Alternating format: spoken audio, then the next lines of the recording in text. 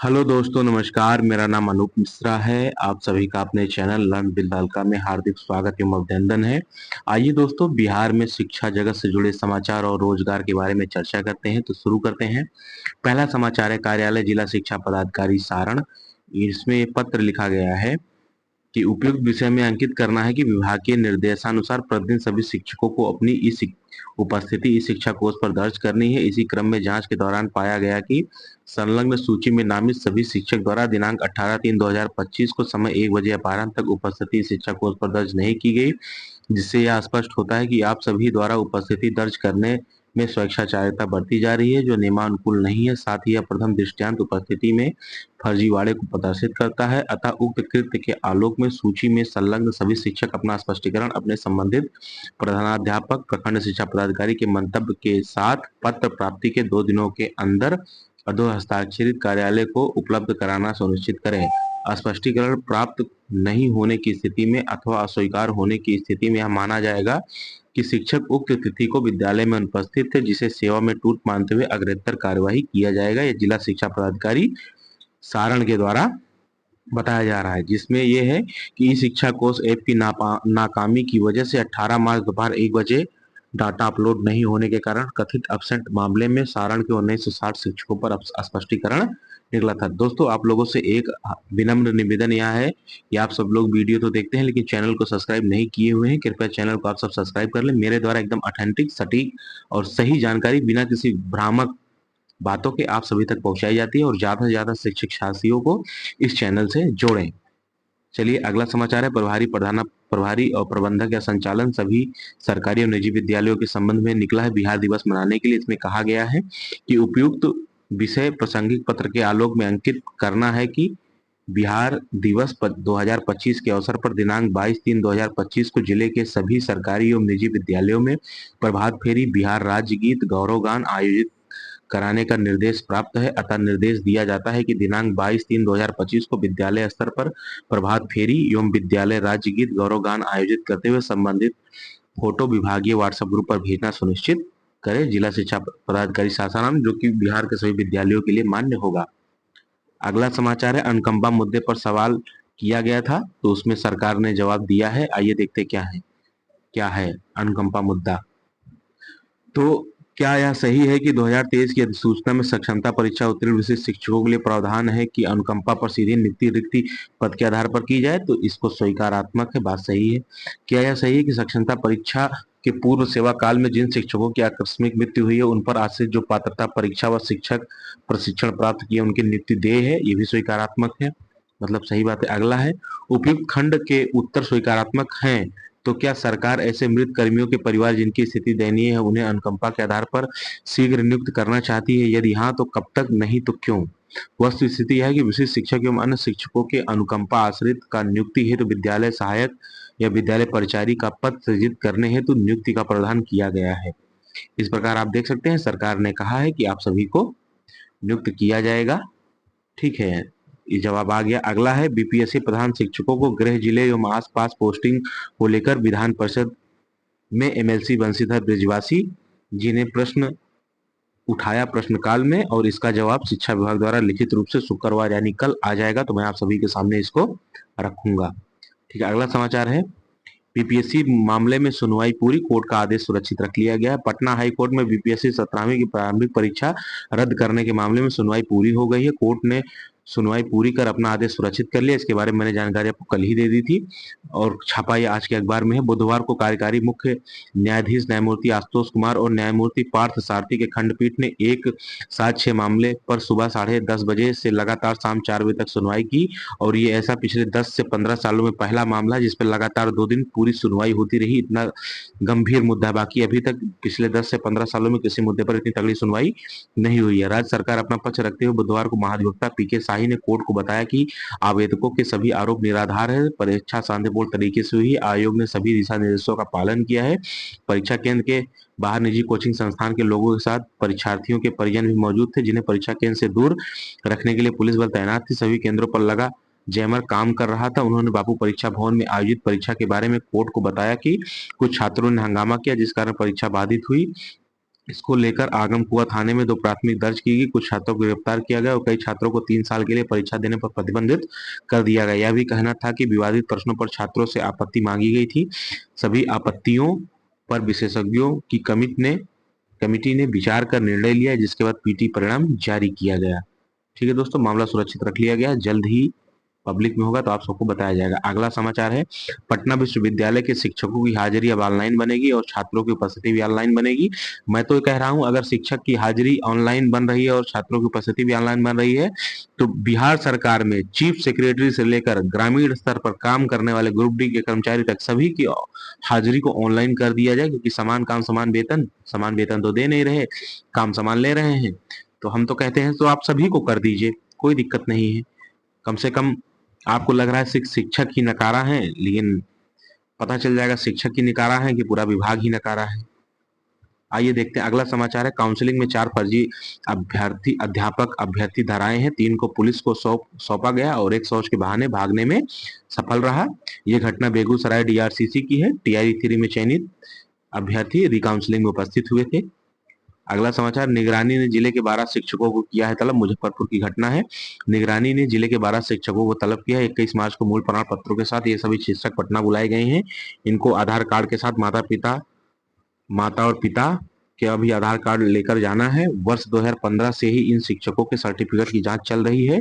अब मूल कागजात के साथ दिए गए सर्टिफिकेट के मिलान को लेकर इन शिक्षिकाओं को खुद आने का आदेश दिया गया। निगरानी के निरीक्षक सहायक जांचकर्ता दिवाकर कुमार दिनकर ने इसे लेकर निर्देश दिया। ये सभी शिक्षक गया घाट प्रखंड के अंतर्गत आते हैं। ठीक है, मैं तो कहता हूँ जितने भी फर्जी शिक्षक हैं पूरे बिहार में, मैं तो कहता हूँ सभी शिक्षकों के डॉक्यूमेंट का दोबारा से जांच हो अच्छे से, और उन पर विभागीय कार्यवाही के साथ साथ वेतन को उनसे रिकवर भी किया जाए और धोखाधड़ी 420 के अंतर्गत मुकदमा भी कायम किया जाए। ठीक है, अगला समाचार है, बिहार बोर्ड एसटीईटी का रिजल्ट कल डीओ कार्यालय से मिलेगा। इसकी सूचना मैंने भी कल ही दे दी थी। आइए इसको आज विस्तार से देखते हैं। बिहार विद्यालय परीक्षा समिति ने माध्यमिक शिक्षक पात्रता परीक्षा 2024 का रिजल्ट कार्ड सभी जिले के डीईओ कार्यालय में भेज दिया गया है। बोर्ड ने सभी डीईओ को व्यवस्था कर अभ्यर्थियों के बीच वितरित करने को कहा है। बोर्ड ने कहा कि रिजल्ट कार्ड के साथ सभी कार्यालय में पंजी भी भेजी गई है। अभ्यर्थियों को परीक्षा के प्रवेश पत्र की छायाप्रति, वेब कॉपी, केंद्र व राज्य की ओर से निर्गत वैध प्रमाण पत्र, मूल प्रति लेकर रिजल्ट कार्ड दिया जाएगा। और जो भी बिहार के निवासी नहीं है, अदर राज्य के हो चाहे किसी भी राज्य के हो, अगर उन्हें अपना सर्टिफिकेट लेना है स्टेट 2024 का, तो उन्हें उसके लिए पटना जाना पड़ेगा। उसके लिए बकायदा एक लिस्ट आएगी, उसमें लिखा रहेगा कि इस रोल नंबर से इस रोल नंबर तक इस विद्यालय में इस दिन आपको मिलेगा, फिर इस रोल नंबर से लेकर इस रोल नंबर तक इस विद्यालय में इस दिन आपको आपका सर्टिफिकेट मिलेगा। आप वहां तीनों डॉक्यूमेंट लेकर जाएं और अपना लेकर चले आए। जैसे भी वो नोटिस आती है मैं आप सभी के सामने वीडियो के माध्यम से बता दूंगा। अगला है, स्कूलों में लागू होगी त्रैमासिक व अर्धवार्षिक व वार्षिक कार्य योजना, यानी कि जिला शिक्षा विभाग की ओर से अब स्कूलों में त्रैमासिक, अर्धवार्षिक और वार्षिक कार्य योजना के अनुरूप शिक्षण कार्य होगा। इसको लेकर जिला शिक्षा पदाधिकारी ने पहल की है। इसके तहत शैक्षणिक गुणवत्ता में सुधार, स्कूलों में रिसर्च, आधारभूत संरचना व नवाचार आदि को लेकर विभागीय कार्यक्रम पदाधिकारी कार्य योजना बनाएंगे। डीओ राजकुमार शर्मा ने बताया कि विभागीय अधिकारियों को नए सत्र के लिए 5 मानकों पर कार्य योजना तैयार करने को कहा गया है। 27 मार्च तक कार्य योजना तैयार कर इसकी रिपोर्ट ली जाएगी। डीओ ने बताया कि जब तक मुख्यालय की ओर से स्कूल निरीक्षण का कार्य निर्देशित नहीं आता, तब तक स्थानीय स्तर से विद्यालय निरीक्षण किया जाएगा। निरीक्षण रिपोर्ट भी ई शिक्षा कोष पोर्टल पर अपलोड करनी होगी। जब अधिकारियों को मासिक भ्रमण की सूची भी हर महीने की पहली तारीख को उपलब्ध करानी होगी। ठीक है, अगला समाचार है, इससे कंफर्म हो गया कि प्रधान शिक्षक और हेडमास्टर का मूल वेतन नहीं बढ़ने वाला। हाई स्कूल के हेडमास्टर की नई बहाली में मूल वेतन 3500 ही रखा गया है। इसकी सूचना भी मैंने कल दे दी थी, आज नोटिस के माध्यम से आ गया है। इसमें लिखा, उक्त नियमावली 2021 के अधीन प्रधानाध्यापक के नवसृजित पदों को वेतनमान आदि राज्य सरकार द्वारा निर्धारित किए जाने का प्रावधान है। तदनुरूप माध्यमिक उच्च माध्यमिक विद्यालयों के प्रधानाध्यापक का मूल वेतन 35,000 एवं राज्य सरकार द्वारा समय समय पर देय भत्ते, महंगाई भत्ता, चिकित्सा भत्ता एवं मकान किराया भत्ता पर कुल 2,857 प्रधानाध्यापक का पद सृजित किया गया है। इन पदों पर अनुमानित कुल वार्षिक व्यय भार रुपया 2 करोड़, मतलब इकाई, दहाई, सैकड़ा, हजार, 10,000, लाख, 10 लाख, करोड़, 10 करोड़, अरब, 2 अरब 28 करोड़ 33 लाख 14,440 रुपए होगी, जो पूर्व से कार्यरत प्रधानाध्यापकों के वेतन आदि मद से अनुमानित वार्षिक आय के रुपए के लगभग बराबर होगी। ठीक है, अगला समाचार है, सिपाही भर्ती का नोटिस अभी आया था और ये 19 तारीख को सभी जिलों में एक नोटिस निकाला गया है और उनसे पूछा गया है कि क्या सिपाही भर्ती परीक्षा कब तक ले सकते हैं, तो आइए देखते हैं। विभिन्न जिलों में पालीवार शिक्षा, तो जो सिपाही भर्ती बहाली परीक्षा की डेट है वो क्या हो सकती है? 13 जुलाई हो सकती है, 16 जुलाई, 20 जुलाई, 23 जुलाई, 27 जुलाई, 30 जुलाई, 3 अगस्त और 6 अगस्त, इतनी डेट प्रस्तावित है। यानी 13 जुलाई से लेकर 6 अगस्त तक के बीच में आपकी परीक्षा की डेट हो सकती है। सभी जिलों को भेज दिया गया। जैसे ही जिलावार सूची और खाली समय बताया जाएगा उसी अनुसार सिपाही भर्ती परीक्षा रख दी जाएगी। अगला समाचार निगरानी विभाग का। बीपीएससी टीआरई 4 से पहले एस्टेट परीक्षा कराने के संबंध में, यानी कि अपर मुख्य सचिव शिक्षा विभाग के माध्यम से विभिन्न विभागों में सूचना भेजी जा रही है कि क्या बीपीएससी टीआरई 4 कराने से पहले एस्टेट की परीक्षा करा ली जाए। तो इसमें लिखा बीपीएससी टीआरई 4 का विज्ञापन निकालने से पहले एस्टेट फेज 2 का परीक्षा लेने के संबंध में ये पत्र निकला हुआ है। तो जिन्होंने भी एस्टेट यानी कि बिहार में टीजीटी पीजीटी शिक्षक भर्ती होने से पहले आपको एस्टेट 1 एस्टेट 2 पास करना होगा। एस्टेट 1 अगर आप पास करते हैं तो टीजीटी के शिक्षक का मेंस परीक्षा डायरेक्ट जब बीपीएससी का फॉर्म निकलेगा तो दे सकते हैं। अगर आप एस्टेट 2 पास होते हैं तो पीजीटी की परीक्षा जब बीपीएससी से परीक्षा फॉर्म निकलेगा तब आप उसको भरकर डायरेक्ट दे सकते हैं। जैसे आप सीटेट या बीटेट या स्टेट टेट पास करके परीक्षा में भाग लेकर सम्मिलित होते हैं, उसी तरीके से ये भी है। तो ये बीपीएससी 4 वैकेंसी होने से पहले एस्टेट की वैकेंसी आ जाएगी। ठीक है दोस्तों, तो जो भी शिक्षक एस्टेट 1 नहीं पास कर पाए 2024 में, वो एस्टेट 2 2025 में पास करने की तैयारी शुरू कर दें। अगला खबर है, मैं इसका खबर की पुष्टि तो नहीं करता हूं, लेकिन विभिन्न सोशल मीडिया साइटों पर घूमने के कारण जो प्रकाश में आया है, तो मेरा काम है आपको हर उन मुद्दों से अवगत कराना जो आपके सामने है। तो पहला मुद्दा है कि सूत्रों के हवाले से शिक्षकों के ट्रांसफर से जुड़ी खबर है। सॉफ्टवेयर के माध्यम से कल बड़े पैमाने पर ट्रांसफर की तैयारी है। एक साथ लगभग 10,000 शिक्षकों के ट्रांसफर की संभावना है। किडनी, लीवर, हृदय रोग, दिव्यांग, आर्टिज्म, विधवा, परित्यक्ता की कल सूची हो सकती है जारी। दूसरे फेज में पति पत्नी में कल पत्नी की सूची, पति पत्नी वाले मैटर में पत्नी की सूची हो सकती है जारी। शिक्षा विभाग के तबादले की ने कर ली है तैयारी। सक्षमता बीपीएससी शिक्षकों का एक साथ होगा ट्रांसफर। इसी महीने 31 मार्च तक दूसरे फेज में पति का होगा तबादला। वहीं 31 मार्च तक तीसरे फेज में दूरी के आधार पर महिला शिक्षकों का तबादला, जबकि अप्रैल में दूरी के आधार पर पुरुष शिक्षकों का होगा तबादला। वहीं एचएम और एसटी को लेकर 25 मार्च तक फाइनल निर्णय संभव है आने का, जबकि टीआरई 3 का अप्रैल के पहले सप्ताह में होगा स्कूल आवंटन। अप्रैल माह में ही टीआरई 3 की ज्वाइनिंग के बाद ट्रेनिंग की हो जाएगी तैयारी पूरी। ठीक है दोस्तों, इस प्रकार आज के मुख्य समाचार और अन्य समाचार समाप्त होते हैं। आइए कुछ अन्य समाचार को भी देख लेते हैं। टीआरई 3 वाले सभी साथी परेशान हो रहे हैं कि ज्वाइनिंग कब होगी दोस्तों, तो मैं आपको बता देता हूं कि स्कूल अलॉटमेंट के लगभग 2 दिन बाद ही जिले में विद्यालयवार पदस्थापना पत्र जारी कर दिया जाता है। उससे ज्यादा समय नहीं लगता, इसलिए आप चिंता मत करिए। स्कूल अलॉटमेंट के बाद मई जून में ज्वाइनिंग देगा या कब देगा इसकी कोई जानकारी नहीं, लेकिन सुनने में आ रहा है कि अप्रैल में ज्वाइनिंग हो जाएगी। ऐसा नहीं होता कि जैसे ही स्कूल अलॉटमेंट आएगा समझिए उसके 3 दिन के अंदर आपकी ज्वाइनिंग करा लेगा। धैर्य रखिए, हताश होने की आवश्यकता नहीं है। आपका ये परिवार आपके साथ है। जिसको मेरी बात पर भरोसा ना हो वो टीआरई 1 और टीआरई 2 वाले साथियों से पूछ सकते हैं। ठीक है, अगला समाचार है शिक्षा विभाग के ट्रांसफर से जुड़ा सूचना मिल रही है सॉफ्टवेयर के माध्यम से। ये सूचना भी मैंने आपको अभी बता दी थी, वही रिपीट सूचना है।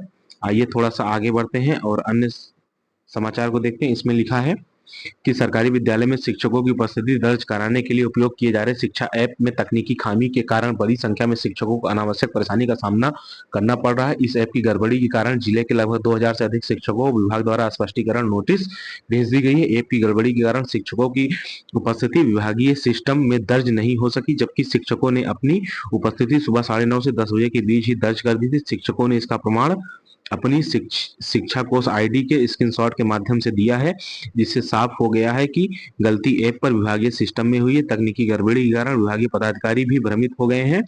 चौंकाने वाली बात यह है कि स्पष्टीकरण मांगने वालों की सूची में ऐसे शिक्षकों का नाम भी शामिल है जो या तो सेवानिवृत्त हो चुके हैं या अन्य किसी विभाग में स्थानांतरित हो चुके हैं या जिनका निधन हो चुका है। इससे सोशल मीडिया पर विभाग की कार्यप्रणाली को लेकर तीखी प्रतिक्रियाएं सामने आ रही है। इस गड़बड़ी का खामियाजा जहां ईमानदार शिक्षकों को भुगतना पड़ रहा, वहीं फर्जी शिक्षक उपस्थिति लगाने वालों को इसका फायदा मिल रहा है, जिससे शिक्षकों में रोष बढ़ रहा है। शिक्षा विभाग का कारनामा मृत शिक्षक से पूछा गया कि स्पष्टीकरण।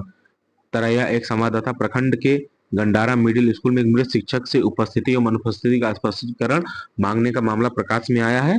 मृत शिक्षक गंडार मिडिल स्कूल के सहायक शिक्षक राकेश कुमार राम है। ई शिक्षा ऐप पर उपस्थिति व अनुपस्थिति का स्पष्टीकरण पत्र जिला शिक्षा पदाधिकारी द्वारा उक्त स्कूल में पहुंचाया तो बताया गया कि प्रधानाचार्य सत्यप्रकाश राम ने प्रखंड शिक्षा कार्यालय में उस मृत शिक्षिका का नाम इस शिक्षा कोष ऐप से हटाने के लिए एक आवेदन दिया है। उक्त आवेदन में कहा गया है कि सहायक शिक्षक राकेश कुमार राम की मृत्यु 13 जुलाई 2024 को हो गई थी। उनका नाम इस शिक्षा कोष ऐप से नहीं हटाया गया है। प्राथमिक शिक्षक संघ के प्रखंड अध्यक्ष महेश्वर सिंह ने कहा कि ये शिक्षा विभाग की लापरवाही है जो मृत शिक्षक का नाम अब तक नहीं हटा पाया है। इस संबंध में प्रभारी प्रखंड शिक्षा पदाधिकारी राम कुमार सिंह ने बताया कि एचएम द्वारा प्राप्त आवेदन के आलोक में मृत शिक्षक का नाम इस शिक्षा कोष ऐप से शीघ्र लुप्त किया जाएगा। ठीक है दोस्तों, और देखते हैं अन्य समाचार। और अन्य समाचार है अमित नयन पटना सचिवालय से एचएम और एसटी का जिला आवंटन की उल्टी गिनती शुरू हो गई है। कभी भी न्यूज आ सकती है। ऑल द बेस्ट आप सभी को। मूल वेतन बढ़ने की घोषणा मुख्यमंत्री जी द्वारा नियुक्त पत्र वितरण के समय की गई थी। उसके बाद सेवा शर्त और पे मैट्रिक्स पर भी बात हुई थी। सभी को पहला चॉइस मिलने की पूरी संभावना। ब्लॉक का ऑप्शन भी लिया जाएगा। 21 दिनों की ट्रेनिंग का मॉड्यूल भी लगभग तैयार हो गया है। टीआरई 4 का विज्ञापन मई के अंतिम सप्ताह में आएगा। टीआरई 3 का विद्यालय आवंटन भी बहुत जल्द शुरू हो जाएगा। 10 दिनों के अंदर विद्यालय आवंटन के 7 दिनों के अंदर ज्वाइन करना होगा। फेज वाइज ट्रेनिंग भी एक साथ, सभी का एक साथ नहीं होगा, फेज वाइज ट्रेनिंग होगा। ई शिक्षा कोष ऐप में शिक्षक प्रभारी के सहयोग से घर बैठे मार्क ऑन ड्यूटी है। विद्यालय आकर बिना आउट किए जल्द घर भागना, हाजिरी बनाकर विद्यालय से निकल जाना और 4 बजे आकर मार्क आउट करना, इन सभी मुद्दों पर विभाग ने संज्ञान ले लिया है। एसीएस सर ने भी हाल ही में इन सभी मुद्दों को बीसी के माध्यम से भी कहा था।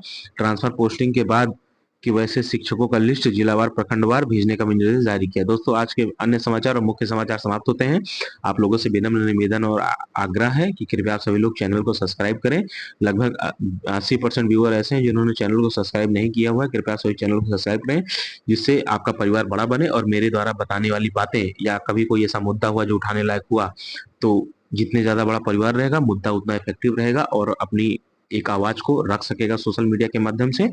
तो कृपया आप सभी का ये कर्तव्य और दायित्व है कि आप ज्यादा से ज्यादा लोगों को इस चैनल से जोड़ें। ठीक है दोस्तों, अपने से छोटों को प्यार करें, बड़ों का सम्मान करें, अपना व्यक्तित्व इस प्रकार विकसित करें कि महिलाएं समाज में सम्मानित, सुसज्जित और सहज महसूस करें। जय हिंद, जय भारत, जय बिहार, जय श्री राम।